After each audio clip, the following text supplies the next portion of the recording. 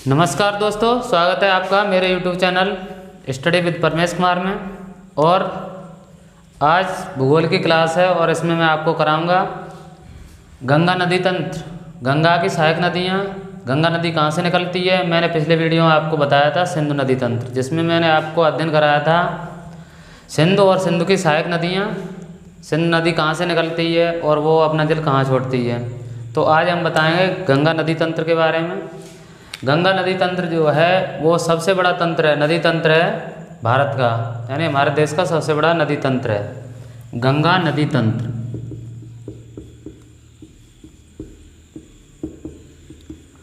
तो सबसे पहले हम गंगा नदी के बारे में देखेंगे, गंगा नदी कहाँ से निकलती है। और ये सबसे पहले हम देखेंगे हमारे देश का जो मैप है,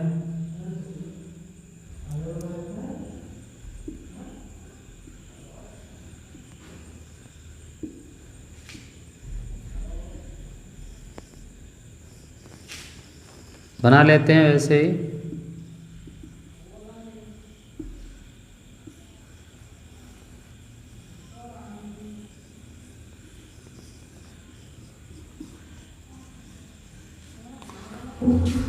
तो मैंने आपको सिंधु नदी तंत्र कराया था। सिंधु नदी तंत्र में मैंने आपको बताया था कि यहाँ पर जो कैलाश पर्वत है, कैलाश पर्वत की एक श्रेणी है कि वो कैलाश पर्वत जो है वो ट्रांस हिमालय की एक श्रेणी है और उसके निकट एक झील है मानसरोवर झील। वहाँ से सतलज नदी निकलती है और उसके 100 किलोमीटर पूर्व यहाँ से आपकी ब्रह्मपुत्र नदी निकलती है। लेकिन जो गंगा नदी है, गंगा नदी हिमालय से ही निकलती है, इसलिए पूर्ववर्ती नदी तो इसको कहा जाता है। लेकिन हम इसकी पोजीशन देखेंगे, उत्तराखंड में जैसे ये नदी निकलती है तो इसके पश्चिम में एक और नदी निकलती है, वो यमुना। गंगा ऐसे बहती हुई और ये बांग्लादेश को जाती है। ऐसे ही ये यमुना है वो आके इलाहाबाद में इससे मिल जाती है। तो क्रम से हम देखेंगे कि गंगा नदी कहाँ से निकलती है और इसकी सहायक नदियाँ जो हैं वो कहाँ से निकलती हैं।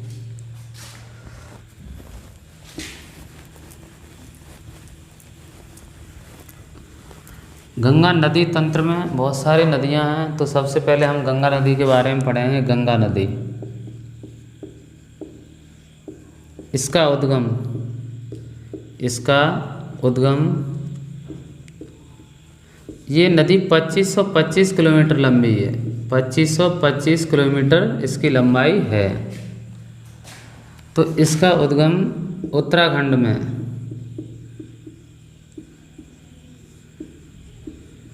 गौमुख के निकट, जो हिमालय है उत्तराखंड में, हिमालय जो है उसमें गौमुख के निकट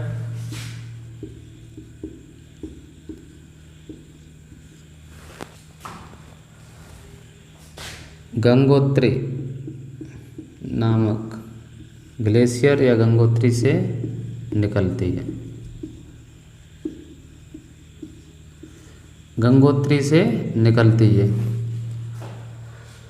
गंगोत्री से निकलते हैं। और इसके बाद जो गंगा नदी की जो विशेषता है वो क्या है, गंगा नदी का जो अपवाह क्षेत्र है वो भारत में सबसे बड़ा है। तो गंगा नदी का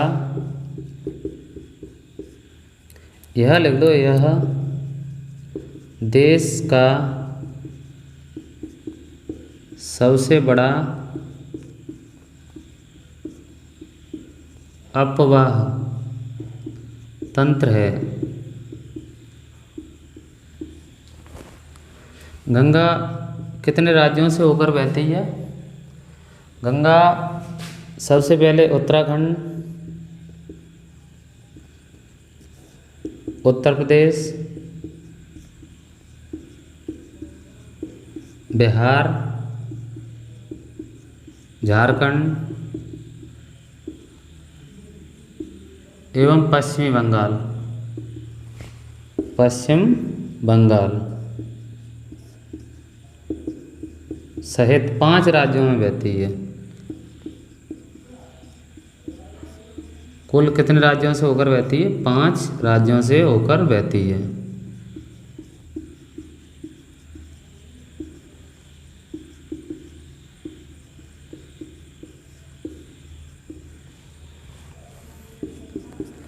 गंगा जो है मैदानी भाग में प्रवेश, जैसे हिमालय पर्वत से निकलकर जब मैदानी भाग में प्रवेश करती है, वो कहाँ आकर गंगा मैदानी भाग में प्रवेश करती है। तो गंगा हरिद्वार में मैदानी भाग में प्रवेश करती है। यहाँ हम लिखेंगे गंगा हरिद्वार में मैदानी भाग में प्रवेश करती है।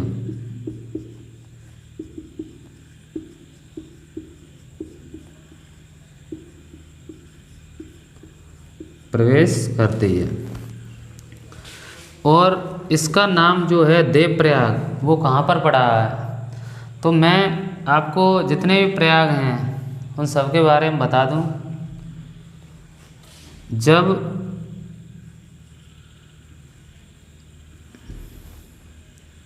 ये यहाँ से आपकी इस जगह से एक नदी निकल के आती है, उस नदी का नाम है भागीरथी, भागीरथी। और यहाँ से आपकी निकलती है अलकनंदा, अलकनंदा नदी यहाँ से निकलती है। और ये बीच में आपकी एक नदी मिलती है, वो है मंदाकिनी। कौन सी नदी है? मंदाकिनी। और यहाँ पहले आके एक नदी मिलती है इससे, अलकनंदा में।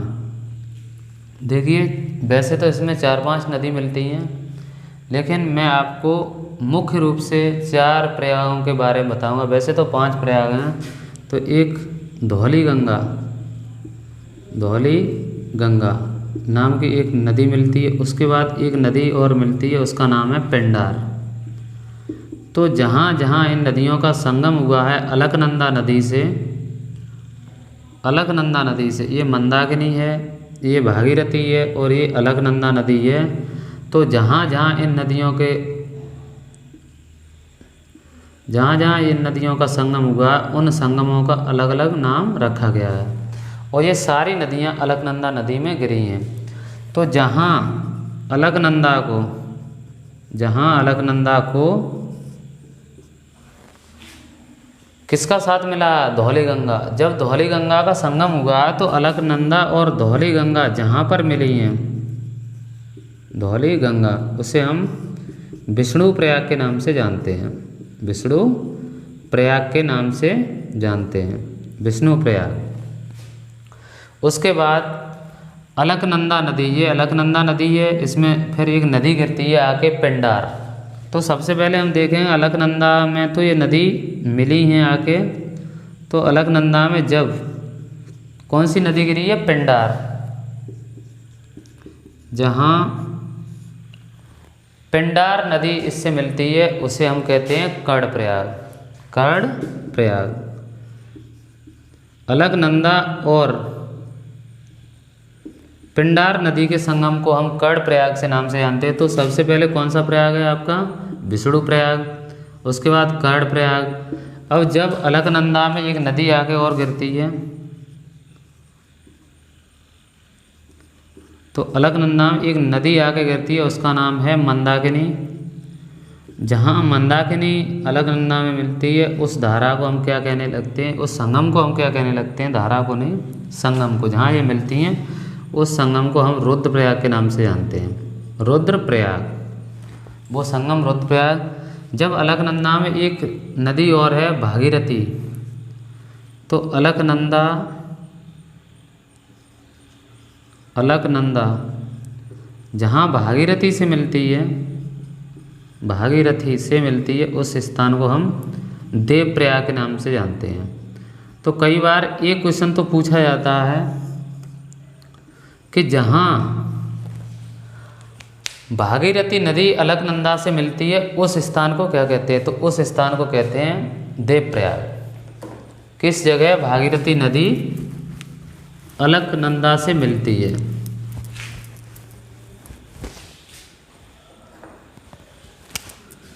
लिखेंगे अलकनंदा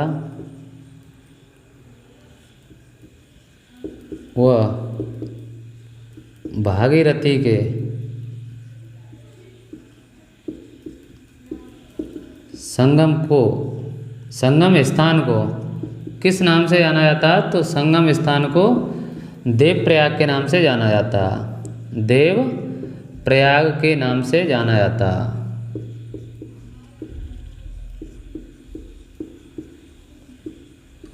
देव प्रयाग के नाम से जाना जाता।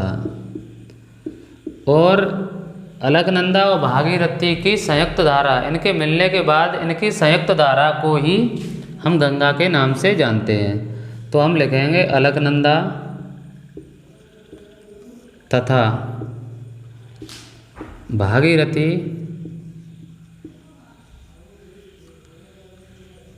की संयुक्त धारा, जब ये दोनों धाराएं मिल जाती हैं तो उस संयुक्त धारा को गंगा के नाम से जाना जाता। तब इसका नाम गंगा पड़ता, गंगा के नाम से जाना जाता।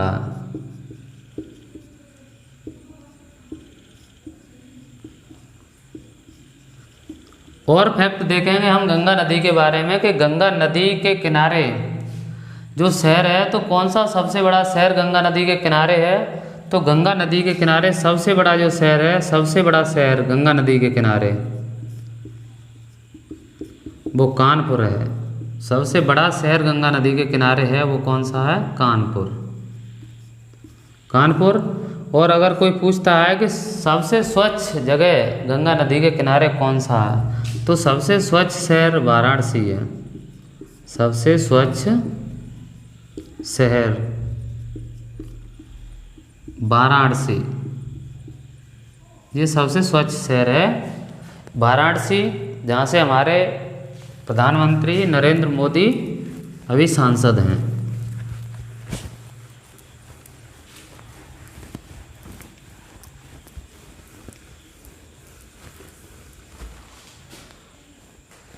गंगा मैंने आपको बता दिया है टोटल 5 राज्यों से होकर बहती है। सबसे बड़ा शहर गंगा नदी के किनारे स्थित है वो है आपका कानपुर, और सबसे स्वच्छ शहर है वो कौन सा है? आप वाराणसी। गंगा नदी को राष्ट्रीय नदी का दर्जा कब दिया गया था? तो 2008 में गंगा नदी को राष्ट्रीय नदी, हमारी राष्ट्रीय नदी है गंगा, और इसका दर्जा इसे कब मिला? गंगा नदी को राष्ट्रीय नदी का दर्जा 2008 में मिला था। 2008 में मिला था।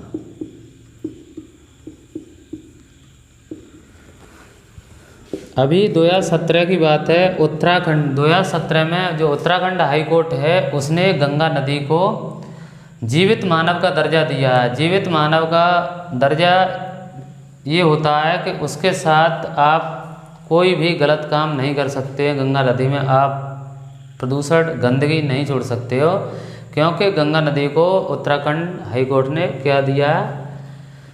जीवित मानव का दर्जा दिया है। कौन से हाई कोर्ट ने? उत्तराखंड में। तो 2017 में उत्तराखंड उच्च न्यायालय ने किन नदियों को जीवित मानव का दर्जा दिया है? ये क्वेश्चन जब पूछ लिया जाता है तो हम बताएंगे 2017 में उत्तराखंड हाई कोर्ट लिखेंगे या उच्च न्यायालय। उच्च न्यायालय ने गंगा व यमुना को, दोनों नदियों को, गंगा व यमुना नदियों को जीवित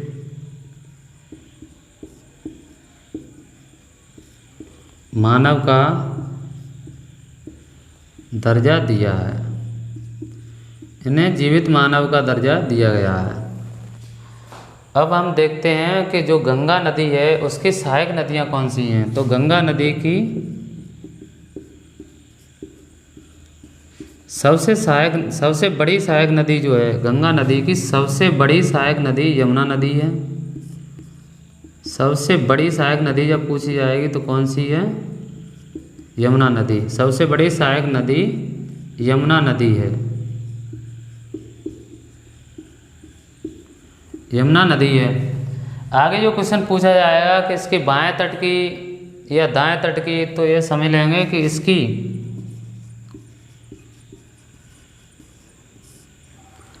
जैसे गंगा आपकी बह रही है पूर्व की तरफ, तो पूर्व की तरफ बहेगी तो इसकी दाएं और बाएं हाथ की सहायक नदियाँ आपसे पूछी जाएंगी। तो इसकी बाएं हाथ की सहायक नदियाँ बाएं हाथ की सहायक नदियाँ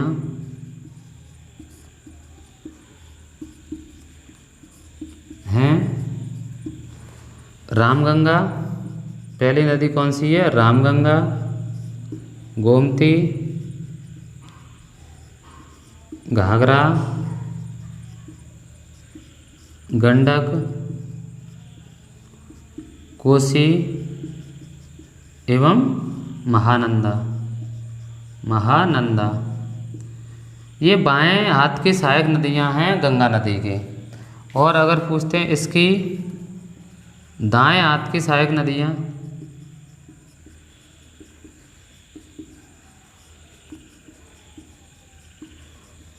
दाएं हाथ की सहायक नदियां, तो इसकी दाएं हाथ की सहायक नदियां यमुना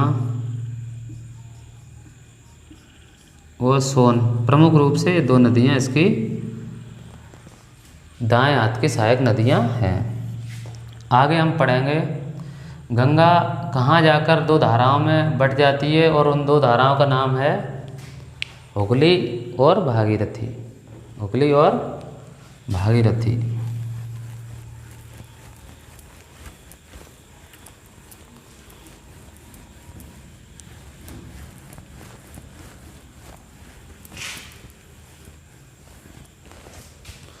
तो हुगली और भागीरथी में बटने के बाद गंगा को जैसे ही गंगा पश्चिम बंगाल के बाद बांग्लादेश है उसमें प्रवेश करती है, तो गंगा को किस नाम से जाना जाता है? तो गंगा को बांग्लादेश में जैसे ही इसे ब्रह्मपुत्र मिलती है तो बांग्लादेश में इसे पद्मा के नाम से जाना जाता है। पद्मा। और ब्रह्मपुत्र जो नदी है उसको जमुना के नाम से जाना जाता है। गंगा को बांग्लादेश में पद्मा के नाम से जाना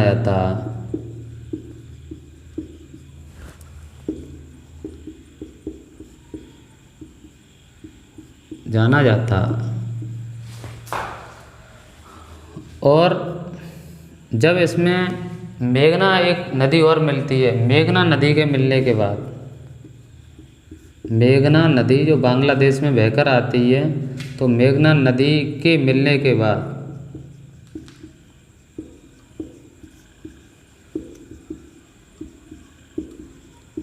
इस नदी को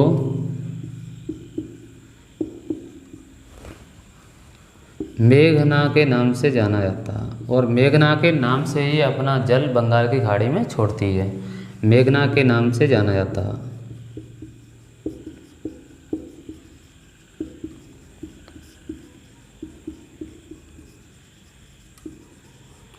तो ये हुई आपकी गंगा नदी।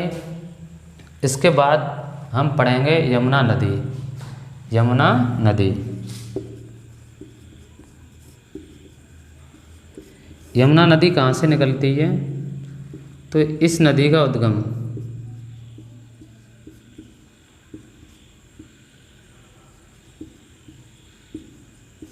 बंदरपूछ जो श्रेणी है उत्तराखंड में, बंदरपूछ, ये क्वेश्चन के कई बार परीक्षा में पूछा गया है, तो इसका नाम है बंदरपूछ। इसको याद रखना। बंदरपूछ श्रेणी से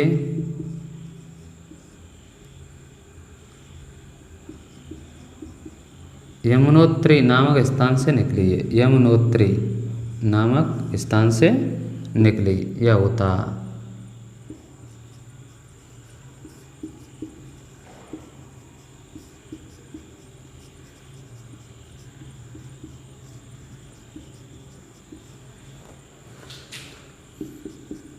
मैंने बता दिया आपको ये किसका, गंगा नदी का सबसे बड़ा जो क्षेत्र है, सिंचाई क्षेत्र या फिर अफवाह क्षेत्र मान लो, तो उसका कुछ भाग यमुना नदी भी कवर करती है।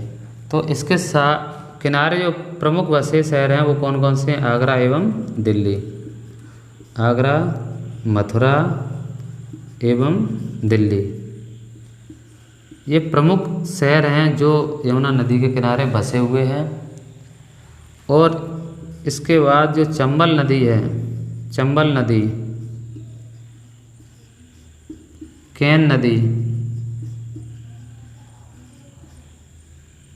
टॉन्स नदी, इसकी सहायक नदियाँ, इसकी सहायक नदियाँ हैं।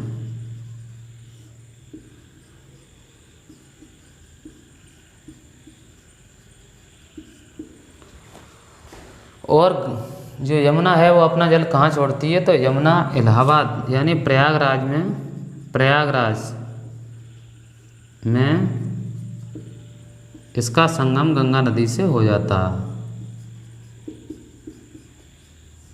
इसका संगम गंगा नदी से होता है।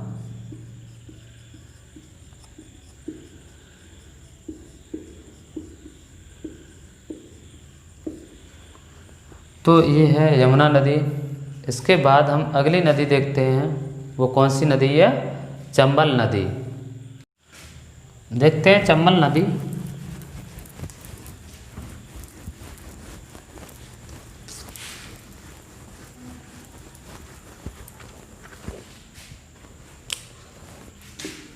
चंबल नदी, चंबल नदी का जो उद्गम है वो कहाँ से होता है, इसका उद्गम मालवा के पठार से होता है।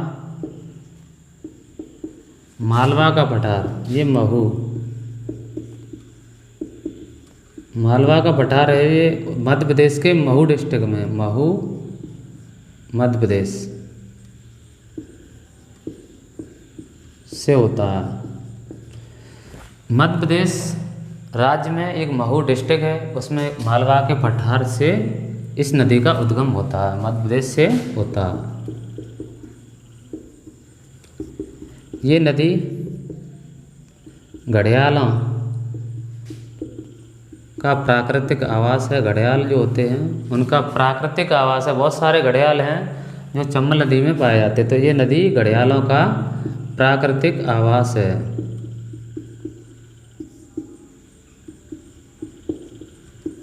प्राकृतिक आवास है।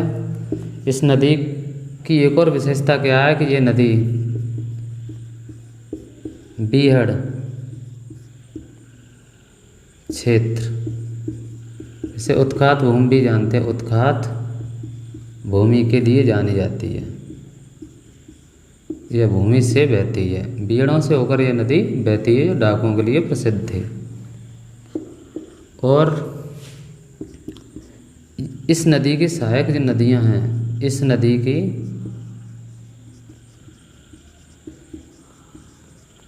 सहायक नदी बनास, काली, सिंध आदि हैं। ग्वालियर से होकर भी ये नदी बहती है और अंततः ये नदी इटावा में अपना जल यमुना नदी में छोड़ती है, या यमुना नदी से जाकर मिल जाती है, में छोड़ती है। चंबल नदी के बाद एक और प्रमुख नदी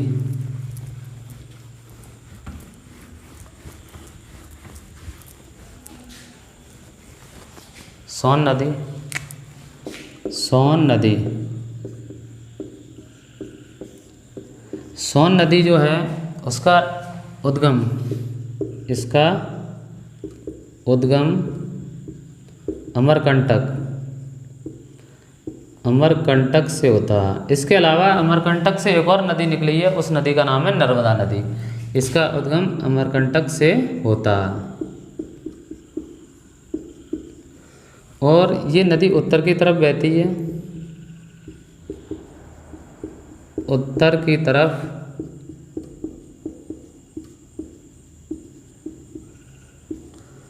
चंबल नदी के बारे में मैंने बताया नहीं आपको, मैं बता रहा हूँ कि चंबल नदी जो है वो राजस्थान और एमपी की सीमा बनाती है, फिर आकर वो उत्तर प्रदेश एवं मध्य प्रदेश की सीमा बनाती है।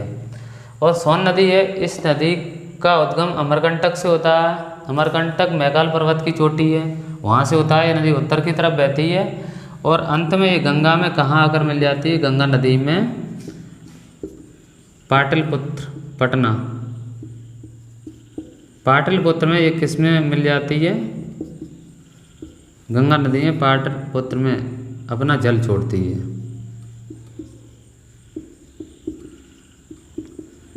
जल छोड़ती है।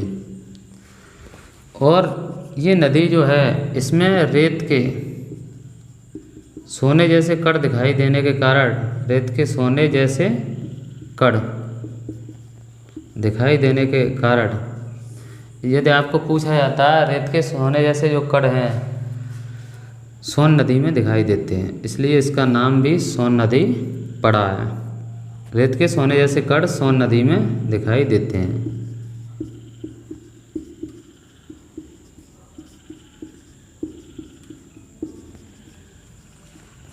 देखते हैं आगे कोसी नदी।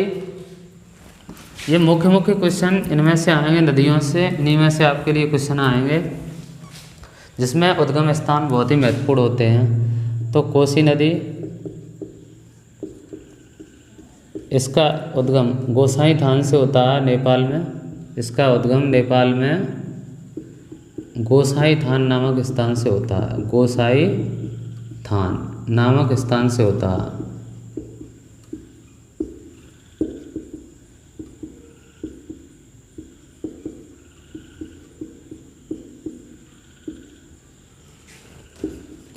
गोसाई थान से होता है। ये नदी, यह नदी मार्ग परिवर्तन के लिए, यानी ये अपनी जहाँ बहती है उस जगह को छोड़ जाती है, दूसरी जगह बहने जाती है, तो यह नदी मार्ग परिवर्तन के लिए कुख्यात है। मार्ग परिवर्तन के लिए कुख्यात है। और इस नदी में अक्सर बाढ़ें आती रहती हैं। बाढ़ से बिहार, पूरा बिहार परेशान हो जाता है। इसलिए इस नदी को बिहार का शोक कहा जाता है।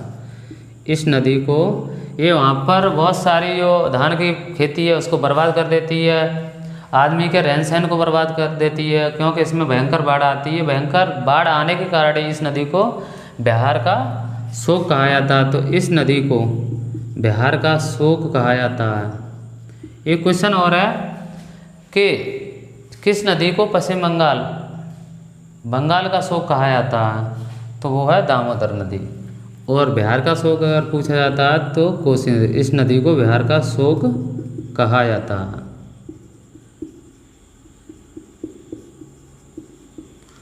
अंत में ये नदी अपना जल कहाँ छोड़ती है? अंत में ये नदी गंगा नदी से मिलती है। गंगा नदी से मिलती है।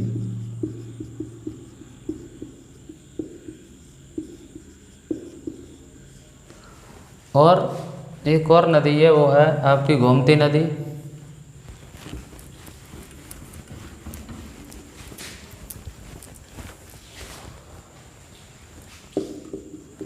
गोमती नदी,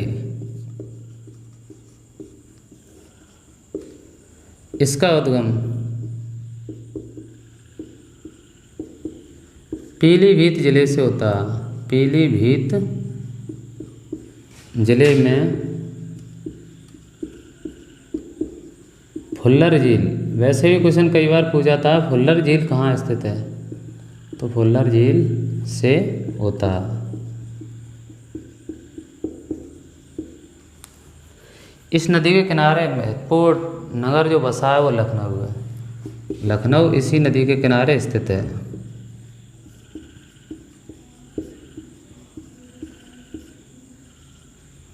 इसी नदी के किनारे स्थित है।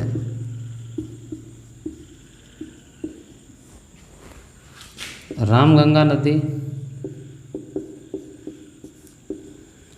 इस नदी को मैं इसलिए करा रहा हूँ कि ये एकमात्र नदी है उत्तराखंड में निकलती है, उत्तराखंड की पहाड़ियों में। तो ये इस नदी को मैं इसलिए करा रहा हूँ कि इस नदी की एक विशेषता है कि ये नदी जिम कॉर्बेट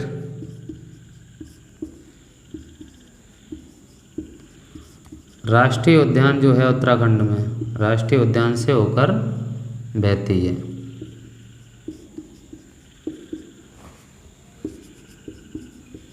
होकर बहती है। तो ये थी गंगा नदी तंत्र की महत्वपूर्ण नदियाँ, गंगा नदी तंत्र की महत्वपूर्ण नदियाँ। और ये सबको पता है कि जो गंगा नदी तंत्र है वो पूरे देश का सबसे बड़ा नदी तंत्र है। इससे बहुत सारे क्षेत्र में सिंचाई की जाती है। इससे और इसकी सहायक नदियों से और उनसे निकले जानी नहरों से, जो नहरें निकल कर जाती हैं गंगा नदी से, उनसे बहुत दूर दूर तक सिंचाई होती है। तो ये रही गंगा नदी तंत्र की नदियाँ। और गंगा नदी के बारे में एक विशेषता है कि गंगा नदी जो है वो पूर्ववर्ती नदी का उदाहरण है। और गंगा नदी में जो नदियों का मिलने का क्रम है वो एक बार आपको बता देता हूँ। जैसे गंगा नदी बह के जा रही है तो सबसे पहले इसमें रामगंगा नदी मिलती है, उसके बाद गोमती, उसके बाद घाघरा, और उसके बाद गंडक, फिर कोसी और महानंदा। सबसे पहले आपको रामगंगा नदी मिलेगी, उसके बाद गोमती, और गोमती के बाद घाघरा, घाघरा के बाद आपको गंडक, और गंडक के बाद कोसी, और कोसी के बाद आपको जो नदी मिलेगी, अंतिम नदी जो गंगा में मिलती है वो है महानंदा। महानंदा, यहाँ से गंगा दो वितरका हो जाती है। एक तो ये हुगली नदी जो इधर चली जाती है, हुगली नदी की सहायक नदी दामोदर नदी है, और एक दूसरी नदी की वितरका है भागीरथी, वो सीधी पश्चिम बंगाल होते हुए बंगाल में चली जाती है। और पश्चिम बंगाल में जाने के बाद इसका नाम यहाँ पद्मा होता है, क्योंकि यहाँ आके ब्रह्मपुत्र से मिलती है। ब्रह्मपुत्र से मिलने के बाद इसमें एक नदी मिलती है मेघना, यहाँ पर जाकर इसका नाम मेघना हो जाता है। और मेघना के नाम से ये अपना जल बंगाल की खाड़ी में छोड़ती है, बंगाल की खाड़ी में छोड़ती है। तो बंगाल की खाड़ी में जल छोड़ने के बाद ये वहाँ पर एक दर्रा बनाती है। उस दर्रे को सुंदरवन के डेल्टा के नाम से जाना जाता है। यानी गंगा और ब्रह्मपुत्र, गंगा व ब्रह्मपुत्र के डेल्टा को सुंदरवन का डेल्टा कहा जाता है। सुंदरवन का डेल्टा कहा जाता है। और इस डेल्टा की विशेषता है कि विश्व का सबसे बड़ा डेल्टा है। यह विश्व का सबसे बड़ा डेल्टा है।